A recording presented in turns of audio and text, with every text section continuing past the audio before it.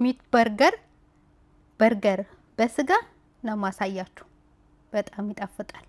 ቤት ውስጥ በርገር እንዴት እንደምታዘጋጁ አሳያችኋለሁ። ከዚህ በፊት በዶሮ የሰራሁት አለ። በዶሮ ስላችሁ ለየት ያለ ነው። ቪዲዮን ኮሜንት ስር ታገኙታላችሁ። የዛሬው በስጋ ነው። 1 ኪሎ የተፈጨ ስጋ፣ እዚህ ጋር ደግሞ 250 ግራም ጮማ ስጋ የተፈጨ ነው አለኝ። በድጋሚ ሶስቱንም አንድ ላይ እፈጫዋለሁ በስጋ መፍጫ። ሽንኩርት 1 ራስ ፈቀፍቃለሁ በደቃቁ ወይም በትንንሹ መፈቅፈቂያ። ይሄ የደረቀ ዳቦ የተፈጨ ሲሆን ይሄኛው ደግሞ ፓፕሪካ ይባላል። ይሄ ደግሞ ፍልፍል አስዋድ ይባላል። በአማርኛ ደግምላችኋለሁ። ይሄ ደግሞ በሳል ፓውደር ነው። ይሄ ደግሞ ቶም ፓውደር ነው። እና ጨው አለኝ። ቶም ፓውደር ነጭ ሽንኩርት ፓውደር ሲሆን በሳል ፓውደር የቀይ ሽንኩርት ሲሆን ፍልፍል አስዋድ ወይንም ደግሞ በአማርኛ ቁንደ በርበሬ እንዲሁም ደግሞ ፓፕሪካ ማለት የፈረንጁ ቀዩ ቃሪያ ትልቁ እሱ ደርቆ ተፈጭቶ ማለት ነው። እነዚህን ግብአቶች በመጠቀም ስጋውን እንቀመማለን። ከዛ በፊት ጮማውንና ቀዩን ስጋ አብረን እንፈጨዋለን። ለምሳሌ የተከተፈ ስጋ ከሆነ ያላችሁ ጮማ ጨመራችሁበት 2 ዙር ትፈጩታላችሁ ስጋውን እንደዚህ። ይህ መፍጫ ከሌላችሁ ሽንኩርት መክተፊያ በአብዛኛው ቤት ስለሚኖር በሱ ደጋግማችሁ አንዴ 2ቴ እንዳስፈላጊነቱ ወይንም 3ቴ እንደ ማሽኑ ጥንካሬ ተፈጩታላችሁ አንድ ላይ ጮማውንና ቀዩን ስጋ። ግን የሽንኩርት መፍጫ ከሆነ እዚህ ጋር ይላችሁ ግማሽ ኩባያ ዳቦ የተፈጨነ ያደረኩበት፣ 1 ማንኪያ የነጭ ሽንኩርትና የቀይ ሽንኩርት ፓውደር እንዲሁም ጨው እንዳስፈላጊነቱ እናረግበታለን ማለት ነው። ይሄ ፓፕሪካ ነው የተጠቀምኩ ማንኪያ በትንሹ ሲሆን በጣም ጥንጥ አይደለችም፣ ከፍ ያለች ናት። ይህ ደግሞ ቁንደ በርበሬ ነው። 1 ማንኪያ በቪዲዮ በምስል እንዳያችሁት አደርጋለሁኝ።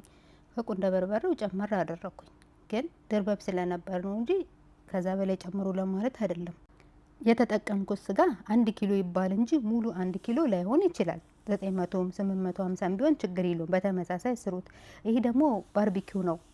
ባርቢኪው ሙደከንና ኖርማል አለ። ይሄ ኖርማሉ ነው። ሙደከን ደግሞ አሪፍ ነው ይላሉ። እኔ አልተጠቀምኩም። የፈቀፈቅነውን ሽንኩርት ያን ራሱን እንጨምራለን። ባርቢኪው ሶስ በቪዲዮ እንዳያችሁት በትልቁ ማንኪያ ያደረኩት ሙሉ ልታደርጋችሁ አድርጉበት፣ በቪዲዮ መሰረት ማለት ነው። ከዛ እንለውሰዋለን በደንብ አድርገን እንዲዋሃድ ከቅመሙ ጋር ማለት ነው። ጨውን ከፈለጋችሁ እዚህ ጋር ስጋውን ቀምሳችሁ ማስተካከል ትችላላችሁ። ለስለስ ያለ ሶፍት የሆነ ስጋ ነው የሚሆንልን። ጨው እንዳስፈላጊነት ቀምሼ ነው የጨመርኩት። ጨው እንደዚህ ነው አይባልም። ሚያሰማና ማያሰማ ጨው አለ። ስጋውን የምትፈጩት በሽንኩርት መፍጫ ከሆነ ጮማውን ለብቻ ያኛውን ለብቻ፣ ከዛ ነው አደባልቃችሁ ደግሞ አንድ ላይ የምትፈጩት። እንደዚህኛው ማሽን አይፈጭላችሁም። እና ደግሞ ዝልግልግ መል ስጋ ምናምን ካለ አውጡ መጀመሪያ። ለምን የሽንኩርት መፍጫ ኖርማል ስጋ ነው እንጂ የሚፈጨው ዝልግልግ ያለውን አይፈጭም። ስለዚህ ስጋውን መጀመሪያ የሚፈጭ ስጋ መሆን አለበት፣ የተከተፈን ቢሆን ማለት ነው። ካደባለቅም በኋላ ይሄ ኩኪንግ ኤንድ ቤኪንግ ፔፐር ይባላል። ለምግብ ማብሰያነት የተዘጋጀ የተለያዩ ኩኪሶችን፣ ዳቦችን፣ ኬኮችን ብንጋግርበት የተፈቀደ የወረቀት ነው። ከዛን ወረቀቱን ካዘጋጀን በኋላ እቺ የምታዩት እቃ ከሺኤን ላይ ታገኛላችሁ፣ ማዘዝ ትችላላችሁ። ስጋውን ታድቦለቡሉና ሁሉንም አንድ አድቦልቡላችሁ አስቀምጣችሁ ቶሎ ቶሎ መስራት ትችላላችሁ። ያፈጥንላችኋል። እኔ ቪዲዮ እየቀረጽኩ ስለሆነ አንዳንድ ማሳያችሁ። በቪዲዮ በምስሉ መሰረት ተለቅ አርጉት። መጠኑን ሚዛን ካላችሁ መዝኑ። እኔ ሚዛን አለኝ ግን አልመዘንኩም። ለሌላ ቀን ግን መዘኝ እጠቀማለሁ፣ ምን ያህል ግራም እንዲሆን እንደ አሪፍ እንደሚሆን ለማወቅ እና የምታዩት ትልቅ ስጋ ነው ያድቦለቦልኩት። ግን በኋላ ላይ ስታበስሏት ትንጥዬ ነው የምትሆነው። ስለዚህ አታሳንሱ፣ ትንሽ አትውሰዱ በእጃችሁ። ድቡልቡሉን ተለቅ አድርጉት። ከዛ በዚህ መልኩ እንሰራለን። ይሄ እቃ ከሌላችሁ ወይም ከዛ የተሻለ የበርገር መስሪያ ካላችሁ በኤሌክትሪክ የሚሰራ አሳየው። ይሄ ከሌላችሁ ራሱ ይሄ ጥቁሩ ነው የተጠቀምኩት። ከሌላችሁ አያችሁት፣ ምላሱን ከስር እናደርገን የተለያየ ስላለ እንደዚህ ነው አልላችሁም። ይሄኛው ከሌላችሁ ደግሞ እንዴት እንደምትሰሩ አሳያችኋለሁ። ቀላል ነው። እቤት ውስጥ ባለው ግብአት መስራት ትችላላችሁ። ክዳን ካላችሁ የሆነ ክብ ክዳን ቤት ውስጥ በምትጠቀሙት ይሉ እንደዚህ የሆነ አሁን በቃ ያራችሁ ጠርዝ አለው፣ ረጅም ነው። ከስር ወረቀት ታደርጋላችሁ፣ ስጋውን ታደርጋላችሁ። ከዛ የሆነ ነገር አምጣችሁ ተጭኑበታላችሁ። ይደፈጥጣል። በቃ ወረቀቱ ግን ያግዛችኋል ስጋውን እንደልባችሁ ለማንሳት። እንዲያዘጋጅታችሁ በረዶ ቤት ብታስቀምጡ ይቀመጥላችኋል። ስጋ ለምን ያክል ጊዜ ይቀመጣል? እንግዲህ የጤና ባለሙያ ባልሆንም ስጋ ግን ረጅም ጊዜ ሲቀመጥ ስለሚጠቁር ያው የተወሰነ ጊዜ አስቀምጣችሁ መጠቀም ትችላላችሁ። እንደዚህ በርገር ሰርታችሁ ስጋውን አዘጋጅታችሁ በረዶ ቤት ማስቀመጥ ትችላላችሁ። ለምን ያህል ጊዜ የሚለውን አልወስንም፣ ሙያ ስለሚጠይቅ ማለት ነው። ከዛ ውጭ ግን እስካልጠቆረ ድረስ በረዶ ቤት እስካለ ድረስ አውጥታችሁ ወዲያውኑ መጥበሻ ላይ አድርጋችሁ መጠቀም ትችላላችሁ። በዚህ መልኩ ግን መጀመሪያ ሳህን ላይ ዘርግታችሁ በረዶ ቤት አድርጉት። በረዶ ከሰራ በኋላ ነው አንዱን ባንዱ ላይ ደርባችሁ አጠባውቃችሁ በፌስታል ማስቀመጥ ትችላላችሁ። ግን ወዲያውኑ እንደሰራችሁ እንደዚህ አታጠባብቁት፣ ለመለያየት ያስቸግራችኋል። በረዶ መስራት አለበት። አያችሁ፣ በረዶ ቤት አረኩትኝ።